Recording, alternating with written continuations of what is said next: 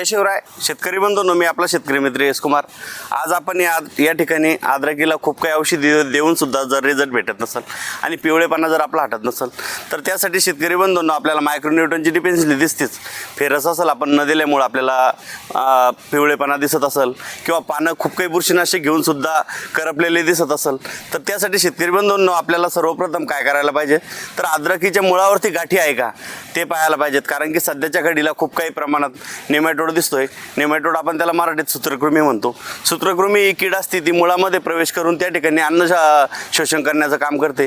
त्यामुळे झाडाला वरती पाहिजे त्या प्रमाणात अन्नद्रव्य अपटॅक होत नाही आणि अन्नद्रव्य न अपटॅक झाल्यामुळे तुम्हाला वरती पिवळेपणा आलेला दिसेल, झाडाची विकृत वाढ झालेली दिसेल, पानं सुद्धा पूर्णपणे करपलेली दिसेल, खूप काही अशा समस्या दिसतात।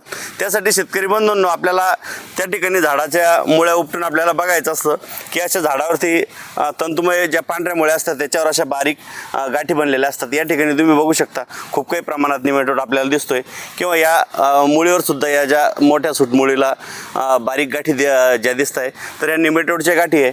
यासाठी शेतकरी बंधूंनो नेमॅटोड कंट्रोल करणं आपल्याला वेळीच खूप काही गरजेचं असतं। त्यासाठी आपल्याला मार्केटमध्ये केमिकलमध्ये सुद्धा औषधी भेटतात किंवा जैविकमध्ये सुद्धा भेटतात।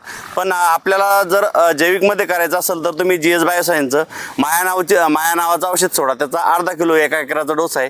ते तुम्हाला कोणत्याही जैविक पदार्थासोबत चालेल, जसं आपण महाराजा सांगतो किंवा सम्राट सांगतो यासोबत त्याची आळवणी करू शकता।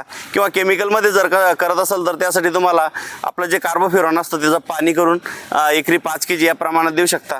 किंवा त्या FMC कंपनीचं मार्शल नावाचं औषध याचाही तुम्हाला आळवणी करू शकता। पण शक्यतो आपण जैविकमध्येच सांगतोय, त्यासाठी तुम्हाला GS बायोसायन्सचं माया नावाचं औषध तुम्ही महाराजासोबत किंवा सम्राटसोबत घेऊ शकता आणि आळवणी करून वेळीच तुम्ही अशा प्रकारे सूत्रकृमीचं नियंत्रण करा।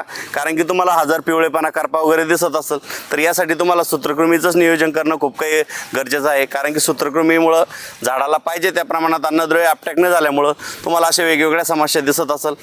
शेतकरी बंधूंनो हा व्हिडिओ तुम्हाला कसा वाटला, अधिक माहितीसाठी तुम्ही आम्हाला संपर्क करू शकता। थँक्यू।